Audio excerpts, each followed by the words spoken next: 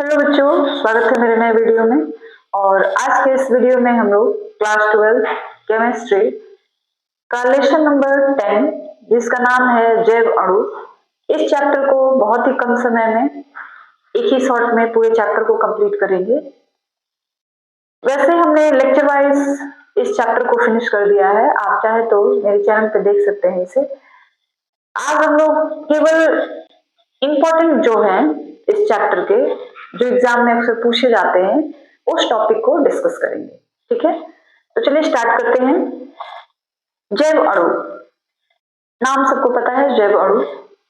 आप हमेशा केमिस्ट्री में पढ़ते हैं रासायनिक अभिक्रियाएं।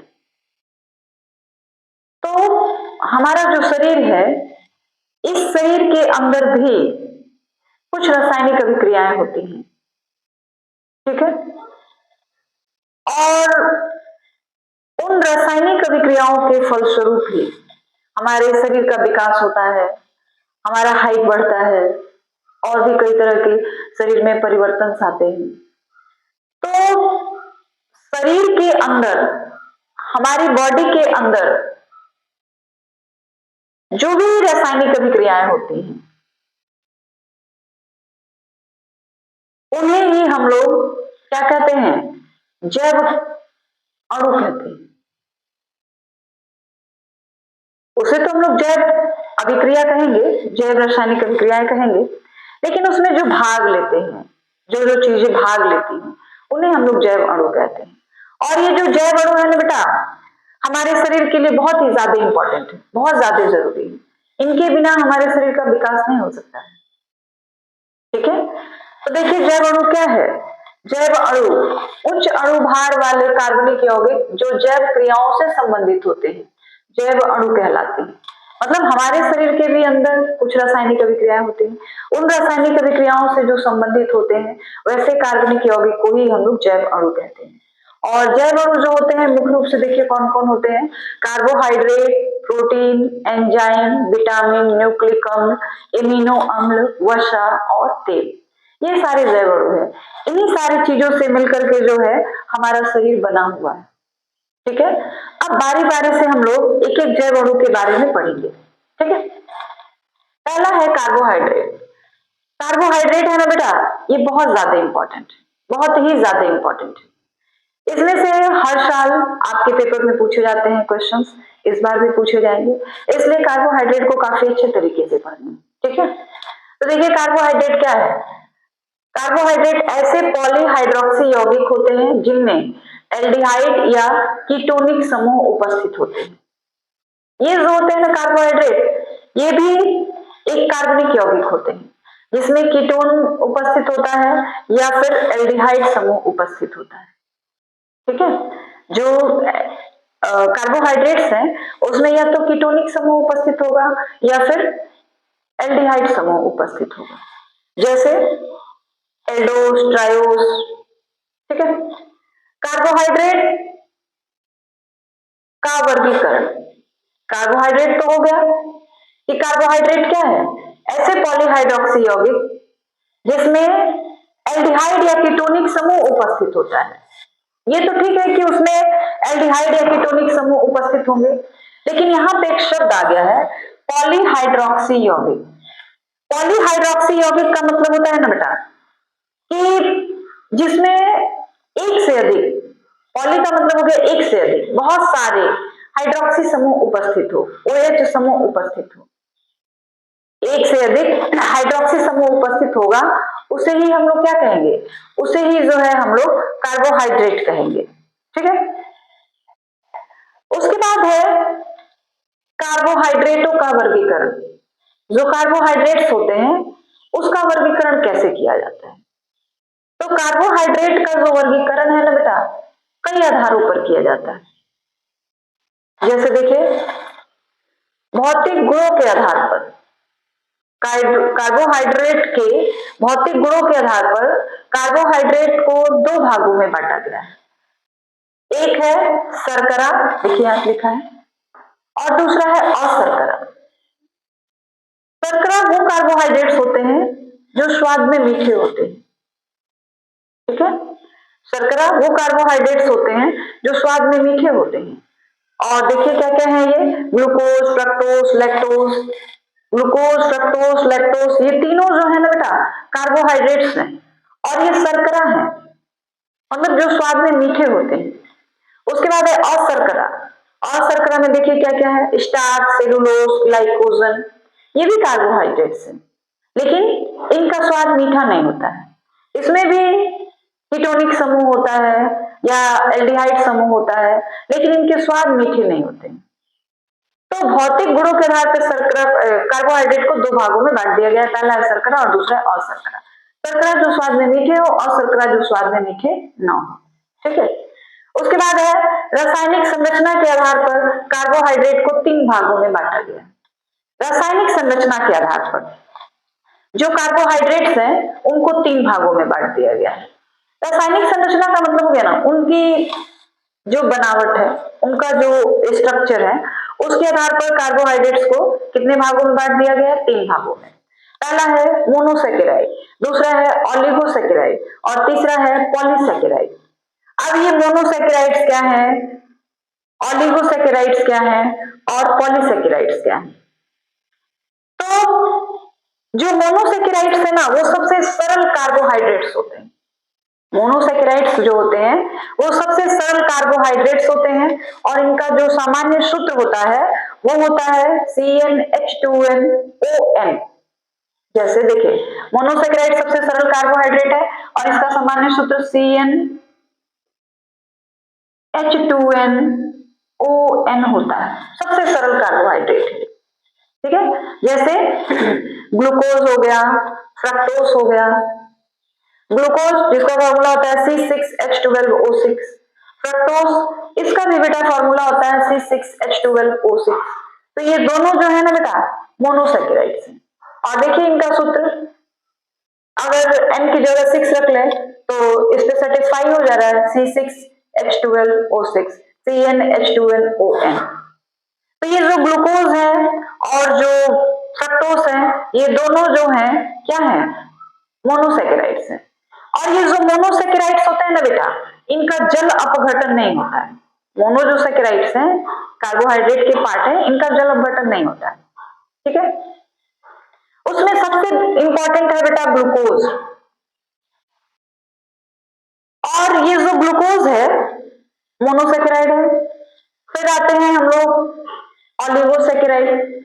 अब ये ऑलिगोसेकेराइड्स क्या होते हैं, ऑलिगोसेकेराइड्स वो कार्बोहाइड्रेट्स होते हैं जिनका जल अपघटन करने पर 3 से 10 मोनोसेकेराइड के अणु प्राप्त होते हैं। देखिए पहला तो ये है कि मोनोसेकेराइड्स क्या है, वो कार्बोहाइड्रेट्स हैं जिनका जल अपघटन नहीं होता है और ये स्वाद में मीठे होते हैं। फिर से ये लगभग जल में विलेय भी होते हैं मोनोसेकेराइड्स जो होते हैं। ऑलिगोसेकेराइड्स क्या होते हैं, इनका जल अपघटन करने पर लगभग 3 से 10 मोनोसेकेराइड्स के अणु प्राप्त होते हैं, तो उसको हम लोग ऑलिगोसेकेराइड बोलते हैं। उसके बाद है पॉलीसेकेराइड। पॉलीसेकेराइड्स क्या है, तो पॉलीसेकेराइड्स जो है वे कार्बोहाइड्रेट्स हैं जिनका जल अपघटन करने पर 10 से अधिक मोनोसेकेराइड के अणु प्राप्त होते हैं। ऑलिगोसेकेराइड में 3 से 10 तक मोनोसेकेराइड के अणु प्राप्त होते हैं, लेकिन ये जो पॉलीसेकेराइड्स हैं इसका जब जल अपघटन करते हैं तो इसमें 10 से अधिक मोनोसेकेराइड के अणु प्राप्त होते हैं। ठीक है। तो ये कार्बोहाइड्रेट्स के तीन पार्ट हो गए, पहला हो गया मोनोसेकेराइड, दूसरा ऑलिगोसेकेराइड और तीसरा पॉलीसेकेराइड। ठीक है। कार्बोहाइड्रेट्स का महत्व क्या है हमारे शरीर के अंदर, इसके स्रोत क्या है। स्रोत का मतलब कार्बोहाइड्रेट कहां कहां से मिलता है। तो आप जो चावल खाते हैं, रोटी खाते हैं, मक्का खाते हैं, बाजरा खाते हैं, इन सारे खाद्य पदार्थों से कार्बोहाइड्रेट प्राप्त होता है और कार्बोहाइड्रेट हमारे शरीर के लिए बहुत ज्यादा उपयोगी है। आप खुद सोचे, आप जितनी मात्रा में चावल खाते हैं, जितनी मात्रा में रोटी खाते हैं, क्या उतनी मात्रा में सब्जी और दाल भी खाते हो, नहीं ना। तो सबसे ज्यादा आप रोटी या कहा जाए तो चावल आप खाते हैं, इससे हमें कार्बोहाइड्रेट ज्यादा मिलता है। कार्बोहाइड्रेट जो है हमारे शरीर के लिए बहुत ज्यादा उपयोगी है, बहुत ज्यादा महत्वपूर्ण है, इसके बिना शरीर की कल्पना नहीं की जा सकती। ठीक है। और जो मोनोसेकेराइड है उसमें एक आता है ग्लूकोज। ग्लूकोज बहुत ज्यादा इंपॉर्टेंट है। ग्लूकोज का सामान्य सूत्र भी हमने बताया, C6H12O6 होता है। और ग्लूकोज जो है ना, इसमें 6 OH समूह उपस्थित होते हैं। ठीक है। ग्लूकोज जो है कार्बोहाइड्रेट तो है ही, वह भी कौन सा कार्बोहाइड्रेट है? मोनोसेकेराइड। ठीक है। ग्लूकोज की संरचना, इसकी संरचना जो होती है कई तरह की, एक होती है खुली श्रृंखला, एक होता है चक्रीय संरचना। ये संरचनाएं बहुत इंपॉर्टेंट है, अक्सर एग्जाम में ये संरचना आपसे पूछा जाता है। तो इसकी संरचना आप लोग बिल्कुल एकदम जरूरी है कि आप पढ़ के जाइएगा। ग्लूकोज की संरचना जो है बहुत ज्यादा इंपॉर्टेंट है और पूछा जाता है। ठीक है। उसके बाद है बेटा ग्लूकोज के उपयोग। तो जो ग्लूकोज होता है ना, एक तो यह स्वाद में मीठा होता है, क्योंकि यह जो है जल में विलेय शर्करा है, स्वाद में मीठा होता है। तो इसके उपयोग क्या क्या है? जो ग्लूकोज है इसके उपयोग क्या क्या है? तो ग्लूकोज है हमारे शरीर के लिए बहुत ज्यादा इंपॉर्टेंट है, बहुत ज्यादा जरूरी है, और शरीर की वृद्धि के लिए इसकी जरूरत पड़ती है। फिर ग्लूकोज से कई सारी दवाओं का निर्माण किया जाता है। ग्लूकोज जो होता है ना बेटा, इसकी सहायता से कई तरह की दवाइयां बनाई जाती हैं। फिर सबसे ज्यादा इंपॉर्टेंट तो यही है कि ग्लूकोज की सहायता से कई प्रकार की दवाइयां बनाई जाती हैं। उसके बाद है जो ग्लूकोज है हमारे शरीर की वृद्धि के लिए, शरीर के विकास के लिए बहुत ज्यादा जरूरी है। ठीक है। उसी तरह फ्रक्टोज भी है। फ्रक्टोज और ग्लूकोज दोनों जो होते हैं शर्करा होते हैं। अब हम लोग बात करेंगे प्रोटीन की। जो प्रोटीन है वो क्या है? तो देखिए बेटा, प्रोटीन जो है नाइट्रोजन युक्त कार्बनिक यौगिक है, और इसका जल अपघटन करने पर यह एमिनो अम्ल देता है। तो प्रोटीन क्या है बेटा? प्रोटीन एक नाइट्रोजन युक्त कार्बनिक यौगिक है, जिसमें नाइट्रोजन का होना जरूरी है, और यह क्या करता है? इसका जल अपघटन करने पर हमको क्या मिलता है? एमिनो अम्ल मिलता है। ठीक है। तो ये तो समझ आ गया कि प्रोटीन क्या है, नाइट्रोजन युक्त कार्बनिक यौगिक है, इसका जल अपघटन करने पर एमिनो अम्ल मिलता है। अब प्रोटीन कितने प्रकार के होते हैं, किस किस आधार पर प्रोटीन को अलग अलग पार्ट में डिवाइड किया जाता है? तो जिस तरह से कार्बोहाइड्रेट को कई आधारों पर हम लोगों ने बांटा था, उसी तरीके से जो प्रोटीन है उसको भी कई आधारों पर हम लोग बांटते हैं।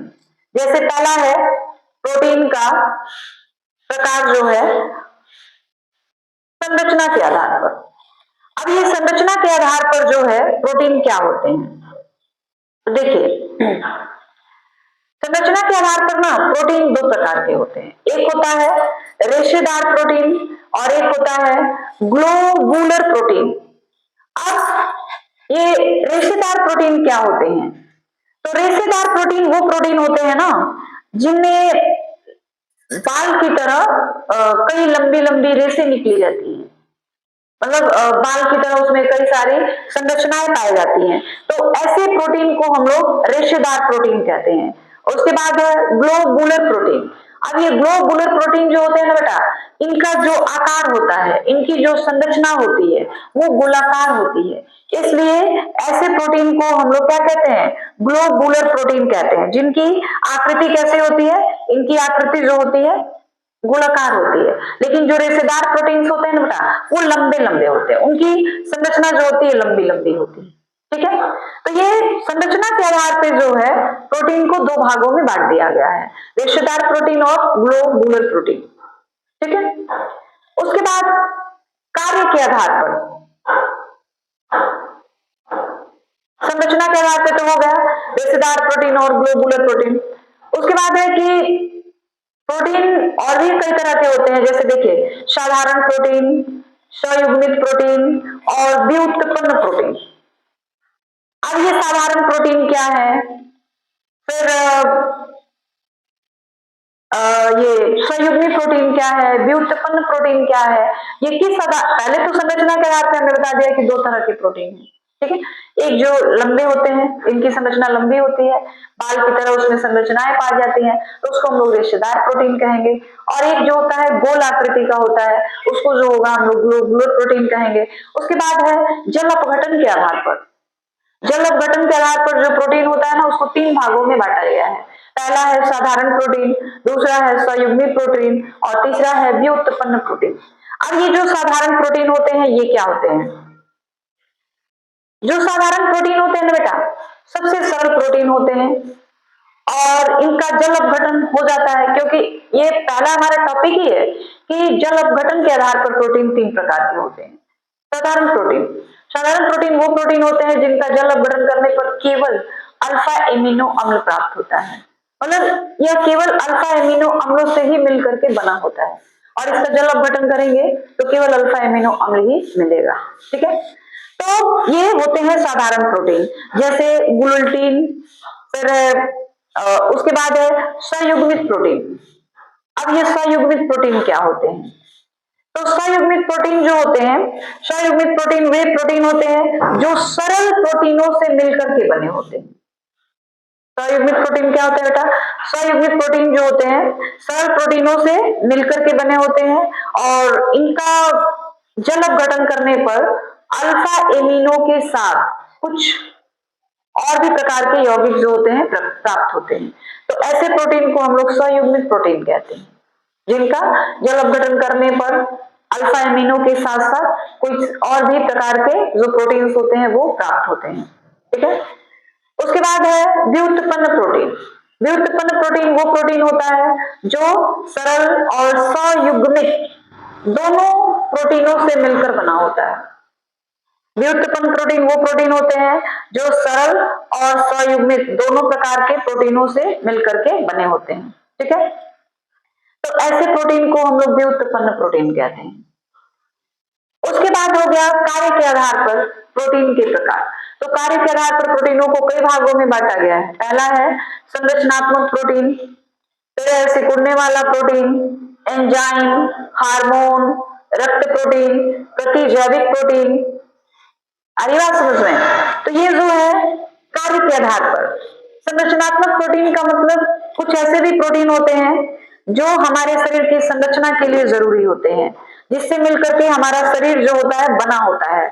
चमड़ी जो होती है बनी होती है, हड्डियां जो होती हैं बनी होती हैं, क्योंकि इन चमड़ी और हड्डियों से मिलकर ही तो हमारा शरीर बना है। तो जिस प्रोटीन से हमारे शरीर की ये चमड़ियां बनी होती हैं, हड्डियां बनी होती हैं, वैसे प्रोटीन को ही हम लोग नाम देते हैं क्या? संरचनात्मक प्रोटीन। ठीक है, उसके बाद है सिकुड़ने वाला प्रोटीन। तो ये जो सिकुड़ने वाला प्रोटीन है ना, ये वो प्रोटीन्स होते हैं जो हमारी मांसपेशियों में उपस्थित होते हैं, क्योंकि मांसपेशियों का क्या काम है? मांसपेशियां जो होती हैं फैलती हैं, सिकुड़ती हैं। तो सरल प्रोटीन सिकुड़ने वाला प्रोटीन भी हमारे मांसपेशियों में उपस्थित होता है, क्योंकि मांसपेशियां ही फैलती हैं और सिकुड़ती हैं। ठीक है बेटा, उसके बाद है एंजाइम्स।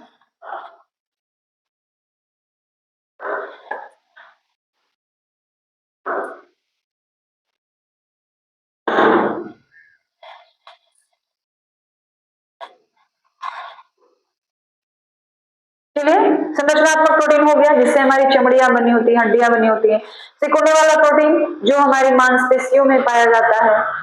एंजाइम, तो एंजाइम जो होते हैं वे प्रोटीन्स होते हैं जो हमारे शरीर में उत्प्रेरक का काम करते हैं, रासायनिक अभिक्रियाओं की गति को परिवर्तित करते हैं, बढ़ाते हैं। हार्मोन्स, हार्मोन्स वे रासायनिक पदार्थ होते हैं जो हमारे शरीर की वृद्धि और विकास में सहायक होते हैं।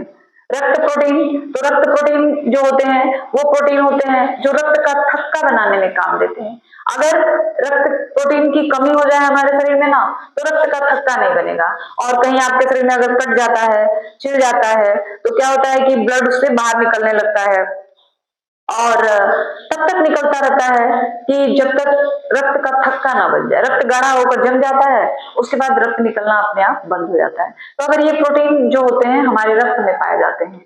उसके बाद है प्रतिजैविक प्रोटीन। प्रतिजैविक प्रोटीन जो होते हैं हमारी बॉडी में जो होते हैं जीवाणुओं से लड़ने की क्षमता को पैदा करते हैं। अगर ये प्रोटीन हमारे शरीर में ना हो ना, तो बाहरी बीमारियों से लड़ने की जो क्षमता होती है हमारे शरीर के अंदर वो नहीं होगी। ठीक है, तो ये कार्य के आधार पर प्रोटीनों के प्रकार हो गए। ठीक है, उसके बाद है प्रोटीन का विकृतीकरण। प्रोटीन का विकृतीकरण जो है ना बेटा बहुत ज्यादा इंपॉर्टेंट है। प्रोटीन जो है आपने देखा होगा अंडा, अंडा जब तक कच्चा रहता है उसके अंदर लिक्विड जैसा चीज होता है, ठीक है, लेकिन जब उसको हम लोग गर्म कर देते हैं तो जैसे ही उसको हम लोग गर्म करते हैं क्या होता है, उसके अंदर का जो भी लिक्विड रहता है वो सारा किस में बदल जाता है, ठोस में बदल जाता है। तो वहां पे क्या हो गया कि तापमान बढ़ाने से प्रोटीन की जो व्यवस्था थी या कहा जाए कि उसकी जो अवस्था थी वो परिवर्तित हो गई। तो प्रोटीन का विकृतीकरण यही है कि जब उसको तापमान दिया जाता है, गर्म किया जाता है या कोई और भी रीजन हो सकता है जिसके कारण उसकी अवस्था परिवर्तित हो जाती है। ठीक है, तो इसे ही हम लोग क्या कहते हैं, प्रोटीन का विकृतीकरण कहते हैं। जैसे आपने अंडे को ही ले लिया, उसको आपने गर्म किया तो उसका जो अवस्था है वो क्या हो गया, परिवर्तित हो गया। ठीक है, तो यह जो होता है प्रोटीनों का विकृतीकरण कहलाता है। तो प्रोटीन का विकृतीकरण क्या हो गया, भौतिक और रासायनिक परिवर्तनों के कारण, भौतिक या रासायनिक परिवर्तनों के कारण प्रोटीनों की व्यवस्था जो होती है, प्रोटीन की जो व्यवस्था होती है वो अव्यवस्थित हो जाती है, जिसे हम लोग प्रोटीन का विकृतीकरण कहते हैं। और किस कारण, तो किसी भी भौतिक या रासायनिक परिवर्तन के कारण। तो आप प्रोटीन के विकृतीकरण को आप कह सकते हो कि भौतिक या रासायनिक परिवर्तन के कारण जब प्रोटीन के जो आबंध होते हैं, प्रोटीन की जो व्यवस्था होती है वो अव्यवस्थित हो जाती है, इस घटना को ही प्रोटीन का विकृतीकरण कहते हैं। जैसे अंडे के अंदर एल्बुमिन नाम का प्रोटीन पाया जाता है और जब हम लोग अंडे को गर्म करते हैं तो अंडे के अंदर जो भी लिक्विड चीज थी वो सारी किस में बदल जाती है, ठोस में बदल जाती है। तो यह जो है प्रोटीन के विकृतीकरण का एक बहुत अच्छा उदाहरण है। ठीक है, कभी कभी सवाल ये पूछा जाता है बेटा, क्यों जब अंडे को हम लोग गर्म करते हैं तो वह ठोस में परिवर्तित हो जाता है, तो यहाँ पर प्रोटीन का विकृतीकरण होता है। ठीक है, उसके बाद है प्रोटीन के स्रोत। प्रोटीन के स्रोत क्या क्या होते हैं, मांस, मछली, दूध, अंडा, ये सारी चीजें। अब प्रोटीन की कमी से कौन सा बीमारी होता है भाई, तो प्रोटीन की कमी से जो होता है हमारे शरीर का विकास रुक जाता है। ठीक है, शरीर की वृद्धि नहीं हो पाती है। उसके बाद है बेटा एंजाइम्स। एंजाइम्स क्या होते हैं, तो जो एंजाइम्स होते हैं ना बेटा, एंजाइम एक गोलीय प्रोटीन, जो प्रोटीन है, अभी आपने पढ़ा ना कि दो तरह के प्रोटीन है यहाँ पे संरचना के आधार पे, एक विषदार प्रोटीन और दूसरा गोलर प्रोटीन को ही हम लोग गोलीय प्रोटीन बोलते हैं क्योंकि उसकी रचना जो होती है ना गोल होती है। तो ये जो एंजाइम्स होते हैं ये क्या होता है बेटा, एंजाइम एक गोलीय प्रोटीन है या आप ये कह सकते हो ग्लोबुलर प्रोटीन है। ठीक है, जो जैव रासायनिक अभिक्रियाओं को उत्प्रेरित करता है। आपने रासायनिक अभिक्रिया पढ़ा है, रासायनिक अभिक्रिया में आपने उत्प्रेरक के बारे में पढ़ा है। तो उत्प्रेरक क्या करता है, रासायनिक अभिक्रिया की गति को बढ़ा देता है। तो यहाँ पे जो एंजाइम है वह भी उत्प्रेरक का काम करता है, जो हमारे शरीर के अंदर जो भी रासायनिक अभिक्रियाएं हो रही हैं उनकी गति को बढ़ाता है, उनको ये उत्प्रेरित करता है। ठीक है, तो एंजाइम क्या होगा बेटा, एंजाइम एक गोलीय प्रोटीन है जो जैव रासायनिक अभिक्रियाओं को उत्प्रेरित करता है। ये क्या करता है, जैव रासायनिक अभिक्रियाओं को उत्प्रेरित करता है। उसके बाद है जो एंजाइम्स हैं इसके क्या क्या उपयोग हैं, एंजाइम्स के क्या क्या उपयोग हैं। तो पहला तो यही हो गया कि हमारे शरीर की जो भी रासायनिक अभिक्रियाएं होती हैं उनको उत्प्रेरित करता है। दूसरा, जो एंजाइम्स हैं उनकी कमी से भोजन का पाचन सही से नहीं हो पाता है। जो एंजाइम्स होते हैं बेटा, अगर आपके शरीर में एंजाइम की कमी हो जाए तो शरीर में भोजन का पाचन सही ढंग से नहीं हो पाएगा, और जब भी आपके भोजन का पाचन सही ढंग से ना हो पाए, पाचन प्रक्रिया गड़बड़ा जाए, कई सारी बीमारियां आपके शरीर में जन्म ले लेती हैं। तो कहा जाए तो सारी बीमारियों की जड़ जो है एंजाइम्स ही होते हैं। ठीक है, उसके बाद है जो एंजाइम्स होते हैं इनकी कमी से जो कई सारे रोग होते हैं, कई सारी बीमारियां होती हैं। और एंजाइम्स जो होते हैं ये तो आपको पता ही है कि वो जो भी जैव रासायनिक अभिक्रियाएं होती हैं उनको क्या करते हैं, उत्प्रेरित करते हैं। इनके कमी से कई सारे रोग हो जाते हैं। और दूसरी चीज, ये कार्बोहाइड्रेट का जो होता है किण्वन करते हैं और उसकी सहायता से हम लोग शराब या अल्कोहल बनाते हैं। एंजाइम का ये भी एक उपयोग है शराब और अल्कोहल बनाने में। एंजाइम का उपयोग दवाई बनाने में, फिर एंजाइम का उपयोग जो होता है मीठा शर्करा बनाने में, कई तरह के उपयोग हैं इसके। ठीक है, उसके बाद है बेटा विटामिन। विटामिन क्या होते हैं? एंजाइम तो हो गया, एंजाइम से होने वाली बीमारियां हो गई। उसके बाद है कि विटामिन क्या होते हैं। विटामिन क्या है? तो देखिए विटामिन क्या है, वे कार्बनिक यौगिक जो प्रोटीन, कार्बोहाइड्रेट एवं वसा से अलग होकर शरीर की वृद्धि और पाचन में सहायक होते हैं, उसे हम लोग विटामिन बोलते हैं। विटामिन क्या है बेटा? देखिए वे कार्बनिक यौगिक जो प्रोटीन, कार्बोहाइड्रेट एवं वसा, वसा का मतलब ना घी, तेल, ये सारी चीजें से अलग होकर शरीर की वृद्धि और पाचन में सहायक होते हैं। इसकी कमी से शरीर की वृद्धि भी रुक जाती है और खाना का जो पाचन होता है वह भी गड़बड़ा जाता है। ठीक है, तो विटामिन समझ आ गया क्या है? प्रोटीन, कार्बोहाइड्रेट और वसा से अलग होकर शरीर की वृद्धि और पाचन में सहायता करता है। ठीक है, उसके बाद है विटामिन दो प्रकार के होते हैं। एक होता है वसा में विलेय विटामिन ए, डी, ई, के। देखिए जो विटामिन होते हैं ना उन्हें हम लोग जनरली ए, बी, सी, डी, ई, B12, बी कॉम्प्लेक्स, ये सारे नाम देते हैं। इसलिए ना बेटा क्योंकि जो विटामिन होते हैं इनका नाम जो होता है, नामांकन जो होता है बड़ा ही जटिल होता है। इनका नामांकन हम लोग अच्छे से कर नहीं पाते हैं, जटिल होता है। इसलिए इनका नाम जो होता है अपने फायदे के लिए, अपनी सुविधा के लिए हम लोगों ने ए, बी, सी, डी इस तरह से रखा हुआ है। अब विटामिन को मुख्य रूप से दो भागों में बांटा गया है, एक वसा में विलेय विटामिन और दूसरा जल में विलेय विटामिन। वसा में विलेय विटामिन कौन कौन है बेटा? विटामिन ए, डी, ई और के। जल में विलेय विटामिन कौन कौन है बेटा? बी कॉम्प्लेक्स और सी। वसा में विलेय विटामिन लिख लीजिए ए, डी, ई और के। जल में विलेय विटामिन बी कॉम्प्लेक्स और सी। तो ये दो तरह के विटामिन हो गए, एक हो गया जल में विलेय विटामिन और दूसरा हो गया वसा में विलेय विटामिन।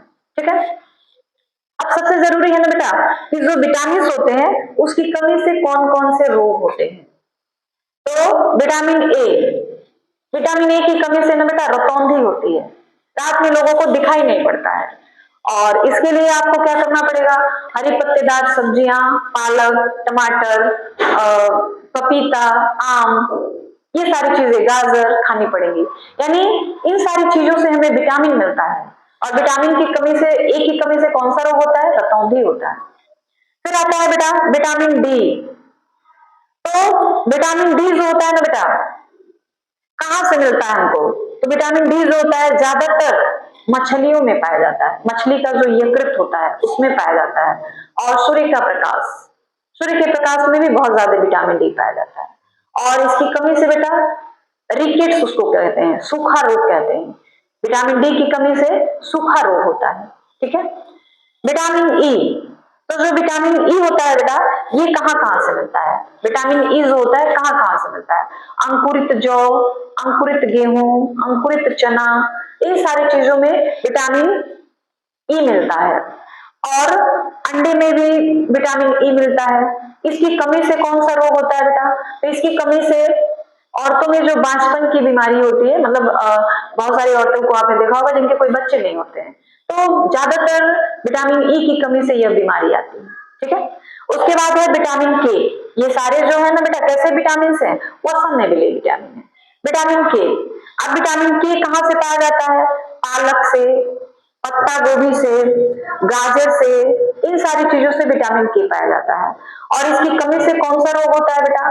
तो इसकी कमी से बेटा अगर आपके, मतलब भगवान ना करे, किसी के शरीर में अगर विटामिन के की कमी हो जाती है बेटा तो क्या होता है कि रक्त का थक्का नहीं बन पाता है। और रक्त का थक्का नहीं बनेगा तो कहीं अगर गलती से कट गया आपके शरीर पे तो क्या होगा? आपके शरीर का पूरा ब्लड जो है, पूरा रक्त जो है उसी रास्ते बाहर निकल जाएगा। आपने देखा होगा कि कहीं अगर कट जाता है, छिल जाता है तो वहां से अगर ब्लड बाहर आता है तो धीरे धीरे वही ब्लड गाढ़ा हो जाता है, गाढ़ा होने के बाद जम जाता है जिसकी वजह से ब्लड आना बंद हो जाता है। तो ये विटामिन के की वजह से होता है। अगर आपके शरीर में विटामिन के की कमी है तो कहीं कट गया, रक्त का थक्का नहीं बनेगा और पूरा आपके बॉडी का ब्लड जो होगा बाहर निकल जाएगा। तो विटामिन के जो होता है रक्त का थक्का बनाने में सहायक होता है। तो ये तो बात हमने किया वसा में विलेय विटामिन के बारे में। अब हम लोग बात करेंगे बेटा कि जो जल में विलेय विटामिन है वो क्या है और उनके स्रोत क्या है, उनकी कमी से कौन सी बीमारियां होती हैं।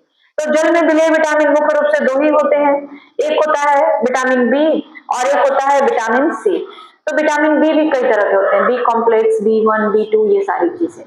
तो विटामिन बी के स्रोत क्या है?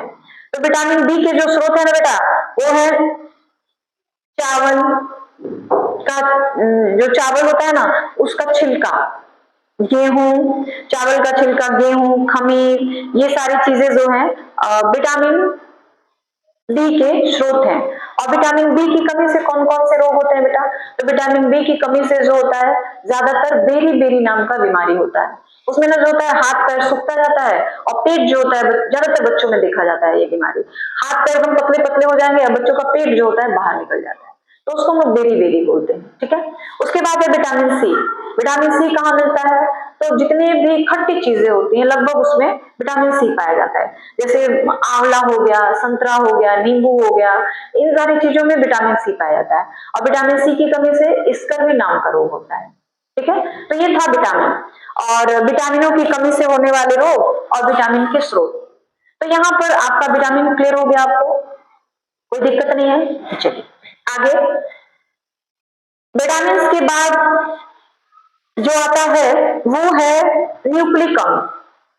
अब ये न्यूक्लिक अम्ल क्या होते हैं बेटा? वे यौगिक जो आनुवांशिक सूचनाओं को परिरक्षित रखते हैं और नई जो पीढ़ी आती है उसमें स्थानांतरण करते हैं। आई बात समझ में? न्यूक्लिक अम्ल क्या है? वे यौगिक जो आनुवांशिक सूचनाओं को परिरक्षित रखते हैं और नई पीढ़ी में स्थानांतरित करते हैं, वैसे यौगिक को हम लोग कहते हैं न्यूक्लिक अम्ल। मतलब ना, आपने सुना होगा, आपकी दादी नानी जो भी होंगी, बुजुर्ग होंगे लोग, कोई छोटा बच्चा है अगर वो कुछ कर रहा है तो लोग कहते हैं, दादी कहती हैं इसका बाप बचपन में ऐसा ही करता था। ठीक है, तो दादी ने देखा है कि उसका बाप जो है बचपन में कैसे करता था और वही काम जो है आज उसका बच्चा कर रहा है। यानी बाप के अंदर के जो जो गुण थे, जो जो प्रॉपर्टीज थी, वो सारा बच्चे के अंदर आ गई। तभी तो दादी कह रही है कि इसका बाप भी बचपन में ऐसा ही करता था। तो बाप के अंदर जो जो गुण थे, जो जो लक्षण थे, वो सारे उसके बच्चे में आ गए। कैसे आ गए? किसकी हेल्प से आ गए? वो कौन करता है? न्यूक्लिक अम्ल करता है। तो न्यूक्लिक अम्ल जो है वह भी हमारे शरीर में पाया जाता है और यही जो होता है हमारे माँ बाप के जो गुण होते हैं वो उनको सुरक्षित रखता है और उनके बच्चों में उसको ट्रांसफर करता है। ठीक है, तो ये है न्यूक्लिक अम्ल जो हमारे आनुवांशिक गुणों को सुरक्षित करके रखता है और उसे अगली पीढ़ी में पहुंचाता है। अब है कि न्यूक्लिक अम्ल कितने प्रकार के होते हैं? न्यूक्लिक अम्ल जो होते हैं दो प्रकार के होते हैं, एक होता है डीएनए और एक होता है आरएनए। ठीक है, डीएनए जो होता है केंद्रक में पाया जाता है, आरएनए जो होता है कोशिका द्रव्य में पाया जाता है। और दोनों ही ये जो होते हैं सूचनाओं को सुरक्षित रखते हैं और आगे वाली पीढ़ी में, हमारी जो नई पीढ़ी होती है उसमें जो होती है उसको हस्तांतरित कर देती है। ठीक है, उसके बाद है न्यूक्लिक अम्ल की संरचना। न्यूक्लिक अम्ल की जो संरचना होती है वो मुख्य रूप से दो प्रकार की होती है। जो न्यूक्लिक अम्ल होते हैं उनकी जो संरचना होती है वो मुख्य रूप से दो प्रकार की होती है। एक होता है प्राथमिक संरचना और एक होता है द्वितीयक संरचना। इसमें सबसे ज्यादा इंपॉर्टेंट है ना बेटा जो डीएनए है इसकी संरचना और जो आरएनए है इसकी संरचना। डीएनए और आरएनए की जो संरचना है ना बेटा वो बहुत ज्यादा इंपॉर्टेंट है। तो न्यूक्लिक अम्ल की संरचना दो तरह की होती है, एक होता है प्राथमिक संरचना और एक होता है द्वितीयक संरचना। ठीक है, तो ये दो तरह की संरचनाएं हो गई और इन दोनों की संरचना ना बेटा बहुत ज्यादा इंपॉर्टेंट है, बहुत ज्यादा पूछता है एग्जाम में, इसलिए डीएनए और आरएनए की जो संरचना है वो आप जरूर पढ़ के जाइएगा। ठीक है, उसके बाद है न्यूक्लिक अम्ल के उपयोग। न्यूक्लिक अम्ल के उपयोग क्या क्या है बेटा? तो न्यूक्लिक अम्ल के उपयोग है प्रतिकीर्ति। मतलब ये जो प्रतिकृति है इसका मतलब यही है कि किस तरह से माँ बाप के जो लक्षण होते हैं, माँ बाप के जो गुण होते हैं वो उसके बच्चे के अंदर आ जाते हैं, तो उसको वो क्या करता है, फोटोकॉपी करता है। प्रतिकृति का मतलब यहाँ पर बेटा फोटोकॉपी समझ लीजिए कि वो क्या करता है, माँ बाप के गुणों का कॉपी करता है और वो उसके बच्चे में ट्रांसफर कर देता है। तो ये जो हो गया प्रतिकृति हो गया। दूसरा है प्रोटीन संश्लेषण। जो न्यूक्लिक अम्ल है बेटा वो हमारी बॉडी में प्रोटीन का संश्लेषण ही करता है, प्रोटीन को सुरक्षित रखता है। और तीसरा है अनुवांशिक कोड निर्धारण, अनुवांशिक कोड का निर्धारण करता है। चौथा है डीएनए फिंगरप्रिंटिंग। डीएनए फिंगरप्रिंटिंग का मतलब हो गया बेटा, जैसे आपने टीवी वगैरह में देखा होगा कि लोग जो होता है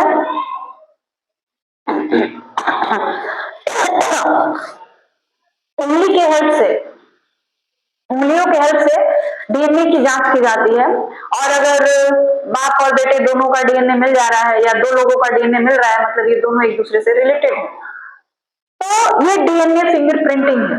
ठीक है। अब जो है न्यूक्लिक अम्ल का और भी बहुत सारा उपयोग है। जैसे देखिए, एक तो ये कि जो अपराधी होते हैं, कोई अपराध करके निकल जाते हैं, किसी के पास कोई सबूत नहीं होता है, तो डीएनए टेस्ट करवाया जाता है अपराधी के फिंगर का या उसके किसी भी बॉडी के पार्ट का। तो जब डीएनए करवाया जाता है ना, तो उससे क्या होता है कि अपराधी जैसे जहां पे कोई घटना घटती है वहां पे जो भी फिंगरप्रिंट्स मिलते हैं, पैरों के निशान, उंगलियों के निशान, जो भी चीजें मिलती हैं उनका डीएनए किया जाता है, और फिर जो अपराधी होता है उसका डीएनए किया जाता है। दोनों का जब मैच हो जाता है तो हम लोग कहते हैं कि अपराधी यही है। तो क्या होता है, न्यूक्लिक अम्ल क्या करता है, अपराधी को पकड़ने में सहायता करता है, उसके अपराध को पकड़वाने में सहायता करता है। फिर जो डीएनए होता है भूकंप में या बाढ़ में या किसी भी हादसे में जब लोग मारे जाते हैं जिनका कोई पता ठिकाना नहीं होता है कि ये लोग कहाँ के हैं, तो जो ये न्यूक्लिक अम्ल होता है उसमें भी जो डीएनए होता है उसी की सहायता से लोगों की पहचान की जाती है कि ये इंसान ये है, इसका नाम ये है, इसका पता ये है। ठीक है। उसके बाद जो डीएनए होता है बच्चों के जो पिता होते हैं उनकी पहचान करवाता है। ठीक है। बहुत सारे बच्चे ऐसे होते हैं जिनके जो पेरेंट्स होते हैं और मतलब बचपन से ही बिछड़ गए होते हैं किसी भी रीजन से, तो डीएनए करवाया जाता है जिसकी वजह से बच्चों को उसके पेरेंट्स मिल जाते हैं। अगर दोनों लोगों के डीएनए मैच कर जाए तो ये लोग जो है एक दूसरे से रिलेटेड है। तो इस तरह से जो न्यूक्लिक अम्ल होता है ये जो होता है बच्चों को उनके पिता की पहचान करवाता है। तो डीएनए जो होता है ना बच्चे का और उसके फादर का यानी पेरेंट्स का, दोनों का बिल्कुल सेम होता है। तो डीएनए ही है यानी न्यूक्लिक अम्ल ही है जो क्या करता है, माँ बाप के गुणों को, माँ बाप के लक्षणों को उनके बच्चों में स्थानांतरित कर देता है। ठीक है। तो इस तरह से न्यूक्लिक अम्ल भी आपका यहाँ पे खत्म हो गया, और पूरा चैप्टर जो है जैव अणु वो भी आपका यहाँ पे खत्म हो गया। और आशा करती हूँ कि ये सारे टॉपिक जो है आपको अच्छे से क्लियर हो गए होंगे। लेकिन हर इंसान पूर्ण नहीं होता, कंप्लीट नहीं होता, हमारे अंदर भी कुछ कमियां होंगी, लेकिन उस कमी को बताएंगे आप लोग, और जब आप लोग उस कमी को बताएंगे कमेंट के थ्रू तो फिर मैं उस कमी को दूर करूंगी और आगे वाले वीडियो में जो भी कमियां थी उसे और सुधार करूंगी। ठीक है। और वीडियो के लास्ट में यही कहना चाहती हूँ कि जितना ज्यादा हो सके वीडियो को लाइक करें, शेयर करें, वीडियो के अंदर जो भी कमियां हो उसे कमेंट के थ्रू जरूर बताएं, चैनल को सब्सक्राइब कर लें ताकि जो भी वीडियो अपलोड किए जाए उसका नोटिफिकेशन आपको समय से मिल जाए।